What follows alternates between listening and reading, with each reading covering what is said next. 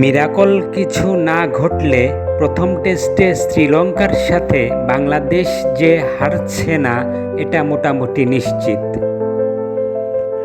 চতুর্থ দিন শেষে বাংলাদেশ এগিয়ে আছে 187 রানে, হাতে আছে 7 উইকেট।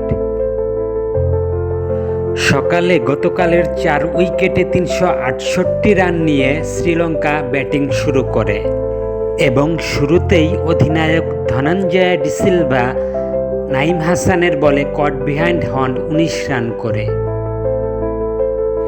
কিছুক্ষণ পরেই হাসান মাহমুদের বলে কট বিহাইন্ড হয়ে প্যাভিলিয়নে ফিরে যান কুশাল মেন্ডিস।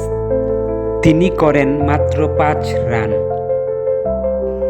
এরপর কামিন্দু মেন্ডিস এবং মিলান রত্নায়েকে 84 রানের জুটি গড়েন।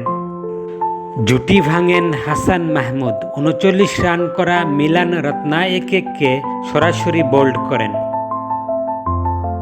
ঠিক তার পরের ওভারে নাঈম হাসান জোড়া আঘাত হানেন। কামিন্দু মেন্ডিস 87 রান করে কট বিহাইন্ড হন এবং থারিন্ডু রত্নায়েকে 0 রান করে বোল্ড হন। নাঈম হাসানের বলে আসিতা ফার্নান্দো 4 রান করে বোল্ড আউট হলে শ্রীলঙ্কা অল আউট হয় 485 রানে। নাঈম হাসান 121 রান দিয়ে নেন 5 উইকেট এবং বাংলাদেশ 10 রানের লিড পায়। 10 রানের লিড নিয়ে বাংলাদেশ দ্বিতীয় ইনিংস শুরু করলে শুরুতেই আনামুল হক বিজয় প্রভাত জয়সূরিয়ার বলে 4 রান করে আউট হন। এরপর মমিনুল হক মিলান রত্নায়েকের বলে 14 রান করে প্যাভিলিয়নে ফিরে যান।